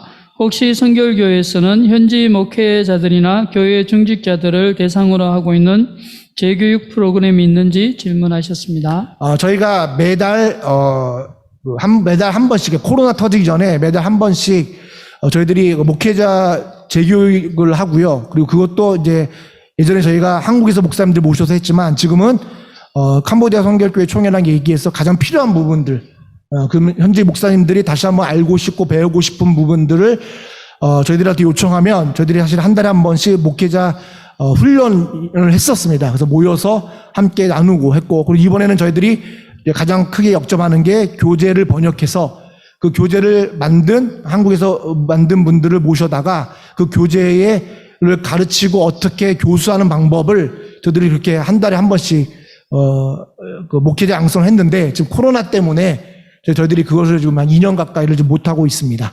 그렇게 해서 저희들이 목회자 양성 훈련을 매달 그렇게 아니면 뭐 분기별로 하고 있는 중입니다. 네. 예, 우리 장원익 선교사님께서 아마 질문하신 부분에 있어서 보충적인 그런 부분이 필요하셔서 질문을 다시 우리 노태근 선교사님께 드리는 것 같습니다. 제가 드린 질문은 캄보디아 주재 선결교 한인 선교사님이 연합하실 계획이 있는지에 대해서 질문을 드린 것입니다. 네, 죄송합니다. 이 부분에 대해서 질의하시고, 네. 그거는 저희 뭐 당연히 아마도 좀 선결교회 선교사님들도 계속적으로 당연히 다 한인 선교사에 가입되어 있고요. 아마 협력을 다 하시는 걸로 알고 있습니다. 대표적인 게 뭐 우리 이병화 선교사님도 하고 계시고 또 찬양 분과에 우리 장성남 선교사님도 아마 한인 선교사하고 연합으로 아주 사역을 잘 하고 계시고 또 많은 분들 선교사님들이 아마 한인 선교사하고 연합을 뭐 오픈돼 있고요. 얼마든지 잘 하고 있습니다. 네. 앞으로 열심히 잘 협력하도록 하겠습니다. 네. 네, 감사합니다. 예, 질의와 응답에 함께 해주신 모든 선교사님들, 발제자와 논찬으로 선교해 주신 모든 선교사님께 감사를 드립니다. 예, 개인적으로는 오늘 포럼이 너무나 의미가 있게 와닿았습니다. 우리 옹철원 선교사님의 삶을 돌아보면서 선교사로서 어떻게 살아야 될지 귀한 교훈을 얻었던 시간이었고, 또 우리 발제자와 논찬하신 분들이 10여 년 이상 차이가 나는데 앞으로 캄보디아의 다양한 선교의 계획과 마음을 가지고 있는 선교사님들과 20년 이상 이렇게 선교 현지에 경험하신 귀한 선교사님들의 경험이 어떻게 한인 선교사회 안에서 아름답게 잘 나누어지고 그 지혜들이 잘 공유되어서 아름다운 결과를 만들어낼 수 있을까에 대한 귀한 방법과 대안들을 찾았던 그런 귀한 자리인 것 같습니다.